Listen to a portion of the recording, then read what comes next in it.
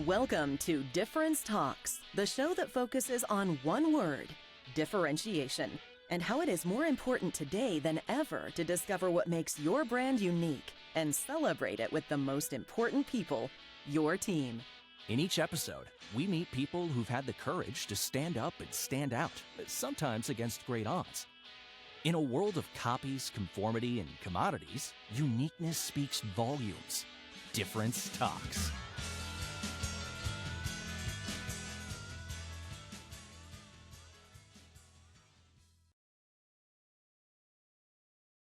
Welcome, everybody, to another edition of Difference Talks. It is exciting today.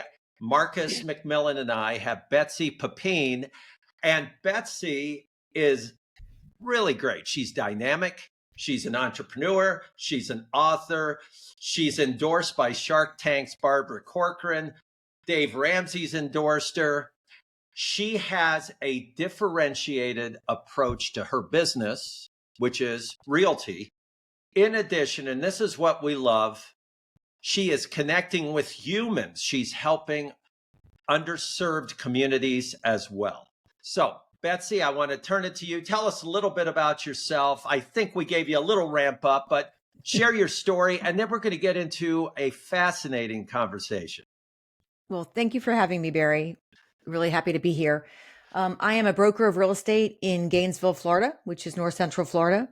And we service really about an hour north of Disney World, and we go to the state line.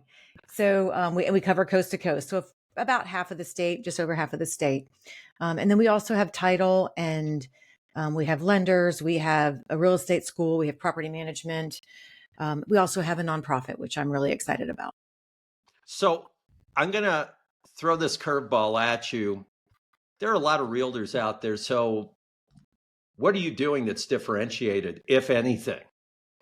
Yeah. I think the main way that we have differentiated ourselves is we just are not a transactional based business in a transactional industry. We don't hire agents that want to be transactional. We try to screen those out before they come on board. We train on that. We are definitely a relationship-based business. We tell our agents and we tell our customers. I mean, we truly don't care if they buy or sell from us. Our goal is to establish trust. We know if we establish trust, we'll build a relationship, and they will eventually feel compelled to share us with their friends and family. And so that is our approach. That is our goal. That's who we want to attract, both from the agent side and the client side. So I think it's a very different approach. I had an agent who decided to actually leave the brokerage a week and a half ago. And I was like, oh, who's your broker? He hadn't even met his broker. He didn't know who the broker was, which means the broker hasn't explained to that agent what their core values are. I mean, I don't even understand how that works. So sadly, I think our industry is moving towards it being very transactional, especially after COVID, when things went even more remote for our industry than they already were. And so now it's a model that's working for some, but it's not a model it's not our model. It will never be our model. We really specialize in being a relationship-based business, really focused on training and support of our agents to make sure they are just top-notch agents and not, selling one house a year, and trying to do that professionally. So I think that's the biggest area where we differentiate ourselves. Why do something that's so different? And it's not the easy thing, and it's certainly not the short-term goal type thing. It takes a long time. Why do it? It's true. I mean, you're right. We're in an industry where 80% of people who get licensed are not in the industry 2 years after they get licensed. And so the 20% that stay in the business, the average brokerage loses a third of their agents every year. But we don't. We actually have a high attrition rate because we focus on the agent. And you asked why I do it. I never got into real estate for the money. I really didn't. My goal in life is to improve and empower the lives of others. And so if I want to do that for our agents, I truly believe that's how I can be of service. When I see agents' lives changed because they got into real estate, they had significant debt. They were renting at best, in terms of housing, and they become investors and own multiple properties and get their friends involved. And now they have properties. We have an investment club at our company. It's just so rewarding to see how lives are changed. And that's just on the agent side, let alone we see the same thing sometimes from our clients who not only buy homes, but then they become investors and see real estate as a way to change their family tree. So that's what gets me up in the morning. And that's what keeps me in this business, is being able to just change lives. And if I keep that focus, that's what makes it exciting for me. That's what makes me feel like I never work a day in my life. So that is my why. How did you get into this industry?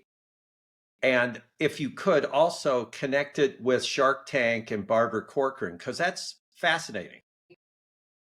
I had some life events. I had an unexpected divorce when I was in my early 30s. My children were 1 and 2. And in that time, I was in the pharmaceutical industry, and we had a corporate layoff because we were a one product company and our product did not get FDA approval. So I was laid off. So two events I would have never expected in my life. And I think those kinds of things make you reevaluate your life in general. And so oddly, when I was at Wharton getting an MBA, one of the classes I took was, I can't believe it was a class, but you got to go into West Philadelphia and gut row homes, rebuild them from donated labor and supplies, and then sell them to at-risk families. And to see the impact that a house can make on the trajectory of a family was so impactful to me. And so when the life events happened, I thought, how can I best utilize my skills? I've always wanted to be an entrepreneur. I've always had that in me. I've always liked real estate, and I loved seeing my experience at Wharton. And I thought, gosh, if I could actually do that and survive, how great would that be? So that's why I got into real estate. And that's how I got into real estate. Had those two life events happen to me, I would still be in the pharmaceutical industry. And I never really liked that industry. I just liked honestly, I liked the lifestyle it provided me, but I didn't like my work. So it's interesting how, so often when things happen that you think are so tragic at the time are some of the best things that have ever happened to you. So that's how that came to be. How the partnership with Barbara Corcoran came to be is, I've always been a big believer of having mentors. I don't believe really there's so little in life we have to really recreate. We don't have to reinvent the wheel, especially in real estate. And so I was seeking out mentors. I like to have two sets of mentors, one that are close in proximity to me. Maybe they're a couple steps ahead of me so that it's not, it's motivating to me and I can see myself in a year or two from them. But then I also like to have a set of mentors that are so far out there that it's just a long-term vision. I love doing my 20-year future vision exercise. And so 20 years from now, what am I going to be and do and look back on? And so for me, that was Barbara. And just coincidentally, the gentleman who bought my media for me, radio and television, knew Barbara and asked me if I wanted to have a relationship with her. I'm like, yes, sign me up, because she's just so inspiring and still is, even though she's out of real estate, she's totally rebranded herself into being an entrepreneur, being a very savvy business person. And so that's how that relationship started.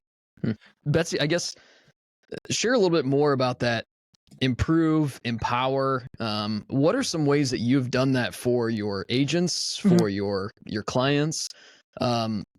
Again, that's a really good mantra. I mean, that's something to carry you forward in basically everything you do.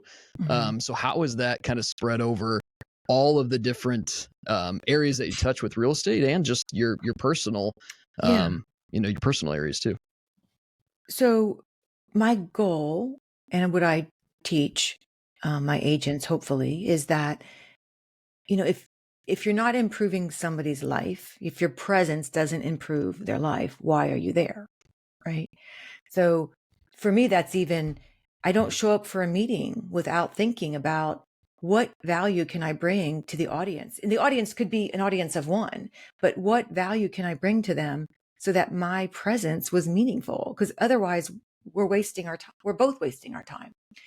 So that's kind of my mindset. So for me, I think about how can I improve my agents' lives totally outside of real estate. So for example, I teach a financial peace class. It's a one that Dave Ramsey espouses and has Hmm. created. I'm a firm believer of understanding how money works. I was so blessed to grow up in a home where that was just modeled for me. So I never had to have formal education in it. But when I started my brokerage and I saw all these agents that coming out of sometimes just high school and sometimes even coming out of a first career and still having no money skills, it was such a gap in their education. And so I want to teach them that. I mean, it has nothing to do with real estate and what we do in a day-to-day life, but it makes them better. It makes their families better. And it's something that will perpetuate itself because hopefully they'll model it for their children and so on. So that's one way, I'm creating value, I think, and empowering the lives of the agents. Um, there's a variety of different ways. I have agents that come to me from the get-go. Betsy, I'm joining you because I want to be you in 5 years. And I'm like, great, let me show you everything I do. I do have a mindset of abundance. And so I remember this one agent in particular. I mean, from day one, and I love that. She was so honest and open about what her goals were, and I could help her with it, as opposed to an agent who isn't open about that, and then I can't help them get to where they want to be. I mean, my biggest sense of achievement is seeing an agent leave and start a brokerage on their own. That means I did my job, right? It's like a parent who, the child leaves the nest, and you see them being independent and flourish. What could you be not proud of that? So having that abundance mindset, I think, versus a scarcity mindset has helped with how I can empower the lives of others. Yeah. Betsy, you mentioned mentors, Hmm. how important they are. Yeah. You are a mentor for your employees and sometimes even your clients. Mm. You're providing that. I hope so. You're humble, but you're providing that. Is it accurate to say that some of the agents who work for you may not have been accepted as agents at other companies, other realty firms? They may not have been viewed as material for that, but you saw something else in them and you gave them a chance. Yeah. We've had several agents leave brokerages and come to us because we're not looking. So we're not looking for somebody who has sales experience. We're looking for somebody whose values align with our values and has a customer service heart. We can teach them how to sell real estate, and we don't sell real estate. I always tell people we don't sell houses. Houses sell themselves. When buyers buy a house, they know the minute they walk in the foyer, this is their home. Like, it's a feeling. You never want to sell somebody a house.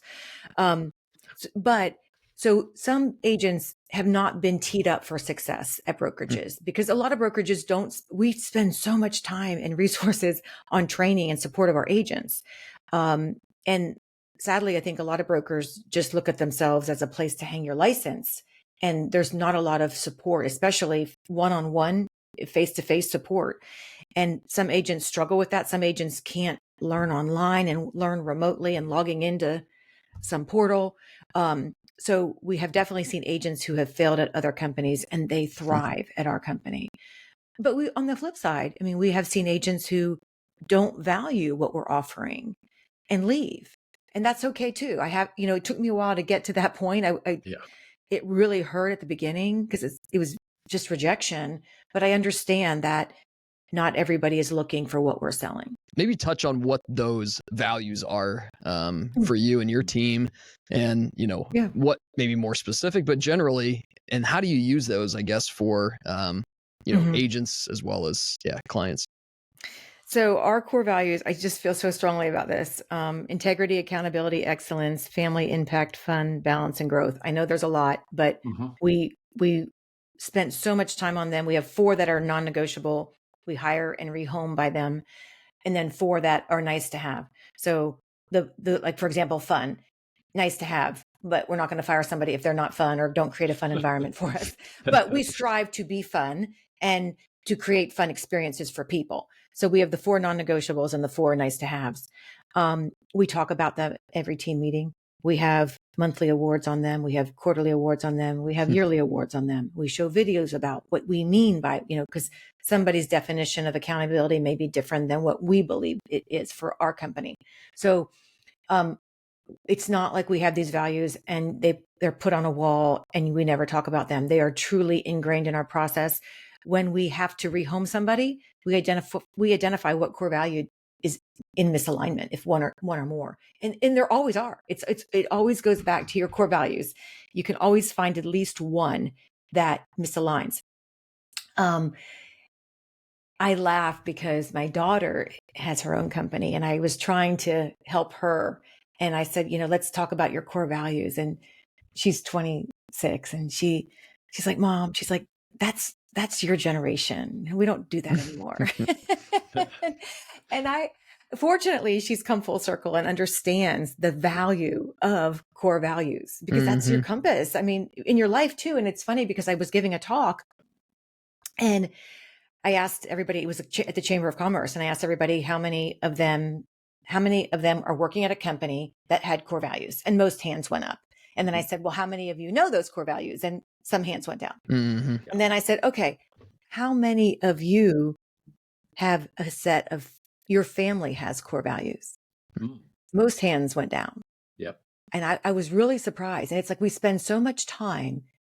And I think we would all believe that our families are more important than our jobs. Right. Yet we don't have a set of core values that we're all accountable to. We've all agreed that this is how we as a family operate. And one gentleman raised his hand and he's like, I do. And he thought I didn't believe him. So at the end of the talk, he comes up to me and he had a plaque that they have framed on their wall with their family core values. And he said every time one of his children gets sent to the room, they have to point out what core value they were not in alignment with. And I was like, oh my gosh, I love that. Love that. Yeah. What's neat about that is it provides purpose. It gives them something, like you said, orient towards. It's a North Star. It's, and I think from a company perspective, so important, obviously personally, absolutely. But from a company, then everybody can move in that direction together. And, again, you can orient, like you said, awards and company meetings and any other internal marketing efforts to those and say, look, this is why we are doing this. Your line, improve and empower, some of those tenets are built into those pillars too. And it's very strong. So if anybody comes in and is like, I don't really know what I'm doing, which is not part of your company in any way, right? I don't know what's going on. Where am I going day to day? I'm not really sure. Boy, I don't know what the messaging is all about. It's like, okay, it's right on the wall, and it does help to guide that. So that's really strong. And it helps identify, like, think of it as a rowboat for some reason. And you've got all these, we were all in a rowboat rowing together. And it becomes very clear who has stuck their oar straight down and not, and it's holding everybody back. So they're dragging. They're dragging. Well, we'll return in a few moments. Betsy, you're delightful and insightful. We're going to get even deeper into the mindset that Betsy wants to instill in her people and, interestingly, into her community. So we'll be right back with Difference Talks. You're listening to the Difference Talks podcast. Difference Talks is brought to you by LeBove Marketing Communications and Training. LeBove focuses on one word: differentiation. In fact, we wrote the book on it called The Power of Differentiation. Our goal is to inspire 1 million people with this message, helping brands win hearts, minds, and market share. Discover more at lebove.com. All right, everybody, we are back. We're talking with Betsy Pepine. Betsy is running a very unique realty company in Florida. She's an author. She's mentored by some well-known folks, and she is a mentor to dozens, maybe hundreds of people. Betsy, we've talked about your passion to help people, to change the lives of people. Let's turn the compass back at you for a moment, and let's think about this. Have you experienced challenges in your business, or it could be personal life, where you had to rally people, rally them to succeed as a team together? And if so, Yes. please share it. Well, the most painful one was several years ago. When I first started in real estate, I had no plan. I just loved selling. I loved helping people. I had no vision for building anything. And through a series of other life events, I just decided I wanted to start building. So several years ago, then I still didn't have the structure in place, the blueprint in place. We were really flying by the seat of our pants. We were hiring people. We had systems and processes. They weren't being followed. There was not a lot of organization. And so I decided to get additional coaching and really put a structure around this organization. It's one organization, lots of companies. What that required me to do was move out of more of an operator role into a visionary role. So I chose to hire an operator who is the day-to-day go-to. And several people who had been with me anywhere from 9 to 12 years. Now, in this industry where most people leave, very quickly, that's unheard of, did not like it. Did not like the change, didn't like having to, I don't want to say report, but ask somebody else that wasn't me, didn't like not seeing me in the office from day to day from 9 to 5. And it was a huge turning point in the company because I lost some people who had become dear friends. It was very painful for me, but I had to choose my company over their resistance to change. And so several of them moved on to other brokerages, and it really affected, it really bothered me, but I had to keep the long-term vision of what I wanted for my company in the forefront. And doing that meant accepting that I was going to lose some key people. But I had to rally. I had to, it was almost like who's in, who's out, because I couldn't have that person sticking their oar in the boat if I wanted to move forward. And I made some mistakes. I did not rehome a couple of them, knowing that they were not in alignment, because I didn't want to lose them. And I waited for them to leave. And that, that did cause some, it just made, it's like ripping a Band-Aid off. I should have just ripped the Band-Aid off, and I kind of slowly ripped the Band-Aid off. So that's probably the biggest one to answer your question, Barry. You said rehome them. You mean find them a new job somewhere or Correct. let them move on, right? Yes.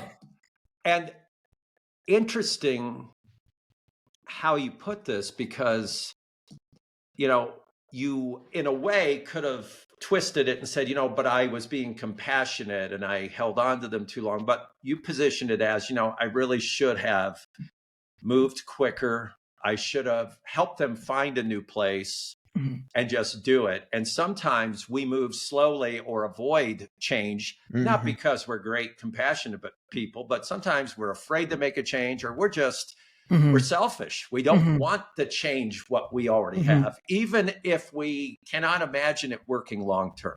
Right. Yeah.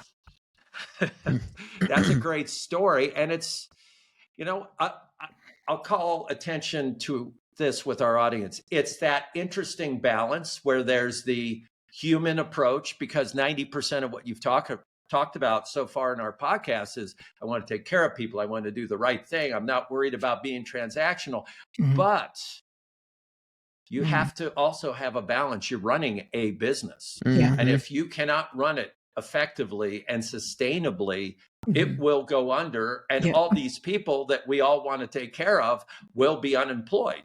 Right. So it's what business is all about. That's right. Yeah. Yep. And I think you've explained that well. It's not something that you did, and it's for the short short term, but Mhm. it's for, hey, this is going to take a little while. Mhm. Who's on board? Yeah. We're going to have some Yeah. difficult It's moments. It's going to be challenging, mhm. but that with that challenge comes a lot of really good things, Mhm. character and other stuff. And like you said, there's always a chapter 2, Mhm. and your chapter 1, like you said, there was some personal things that happened, and that gave birth and gave way to some really great next steps. So, Right. it's always difficulty, but those challenges always come down and you're downhill, and Yeah. usually works out. Hey, Um, Marcus, yep, I want to bounce off you on sure. this and see what Betsy thinks. Many times, Marcus and I are talking to a leader, and she will express, boy, we went through this rough time. We had to either avoid a layoff by doing this, or we had to re-job people within our organization, sometimes outside, and we had to face this. We had to get absolutely transparent with people. We had to do these things, and they were really rough, but they were the right things to do. And what's interesting is almost every time we also hear that those were very, very important moments in the Mhm. history of the company Mhm. going forward, meaning people said, hey, you know what? It was rough, but I learned from this, or I saw how open the company was about this, or I Mhm. saw and now understand why. Did you Yeah. find that this strengthened the culture of your Oh, company going forward? for sure. Yes. It did take a couple years, but yes. Well, Betsy, like you kind of mentioned before, improve and empower. Mhm. Now that's kind of gone into the Pepine Gives, kind of Yeah. your nonprofit area. Tell us more about that. Tell us what all you're doing, why that's so special to you, and Yeah. sounds like an incredible part of what you're up to. So one of our core values is impact. It used to be service. And for years it was service. And we would volunteer and donate money and do all sorts of things for a variety of different organizations throughout the community. And during one of our offsites, we said, you know what, we really, at the end of all of this, we want to see something tangible that we made a really significant impact on. So let's corral our efforts into one main focus. We still do things in the community, but our main focus, what can that be? And we changed that service value to impact, because the whole point of us doing service is to make an impact, not just to do service. So we changed the core value from service to impact, and we created a nonprofit called Pepine Gives. And we wanted to service, we were deliberate, we wanted to service a segment of the population that will never, or that are currently not in a position to use our services. And so that's people who are homeless, who are they're cost burdened. That's a definition in terms of what their salary levels are. In our county, we actually reside in the highest cost burdened county in the state. So it's a really big need in our area. And so we partner with Habitat for Humanity, and we raise money. We hold all sorts of events. We do fundraisers. We do online giving.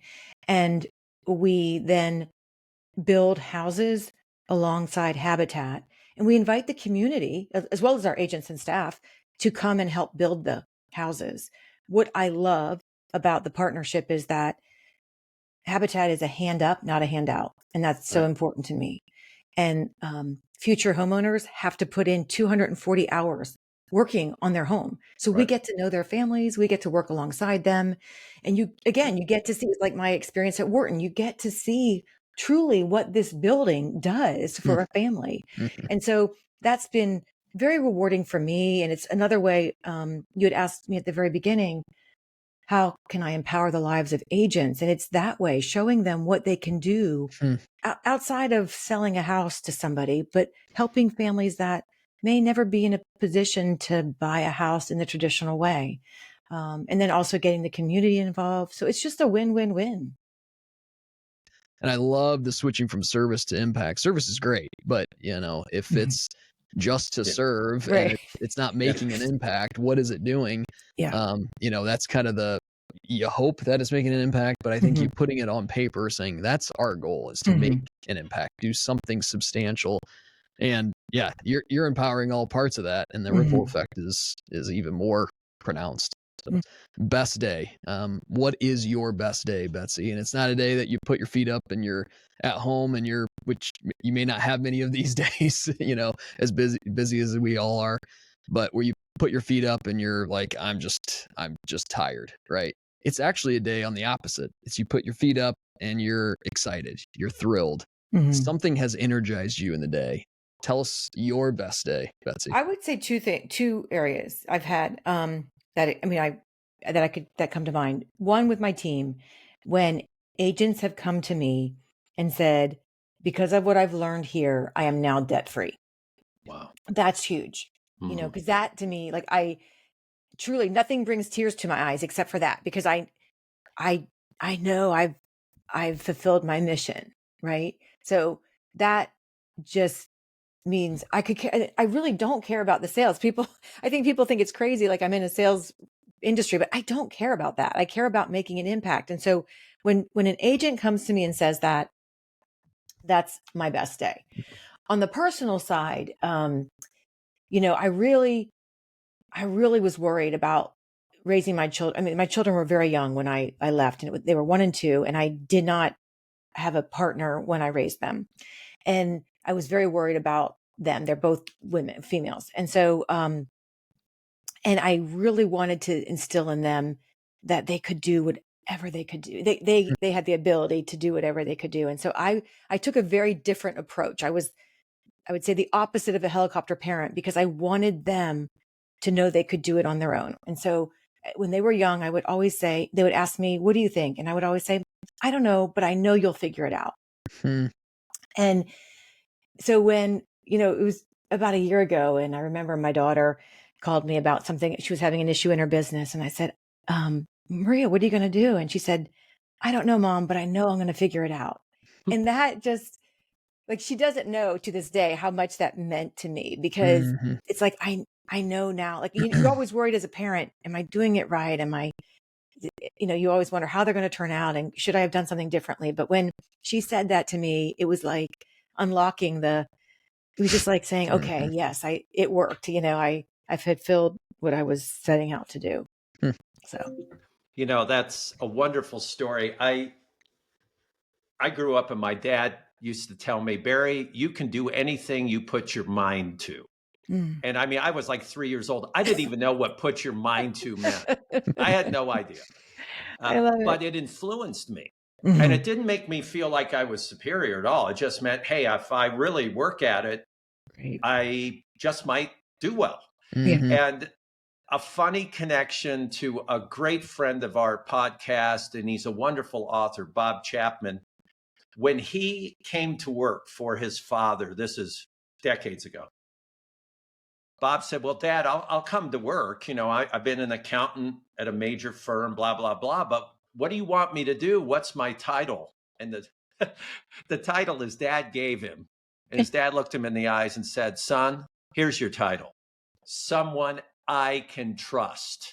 Oh, Isn't that great? It. Isn't that Yeah. wonderful? Betsy, you have been a pleasure today. I want everyone in the audience to acknowledge, here's somebody with lots of energy, and it's positive energy, very, very non-transactional, anti-transactional, and very focused on people, to the point where you don't worry about, oh, gee, did we make a sale or not? We care about whether we make impact, not just whether we take action and do stuff, but we change the world for the better. Betsy, are there any closing comments you'd like to share with entrepreneurs, leaders, business executives on what you think they might want to consider to further inspire the people who work with them and ultimately their clientele? We touched on the value of mentors. I continually seek them out in all areas of my life. I don't believe that my mentor in my professional world could be a mentor in my health journey, or, I'm into art. I mean, they're not going to be the same people. And really, I'm very intentional about seeking out mentors in all facets of my life that are important to me. And I think that helps me in my business. Even they may be a mentor in another area of my life, but things have a way of overlapping. So I would just encourage anybody to seek them out.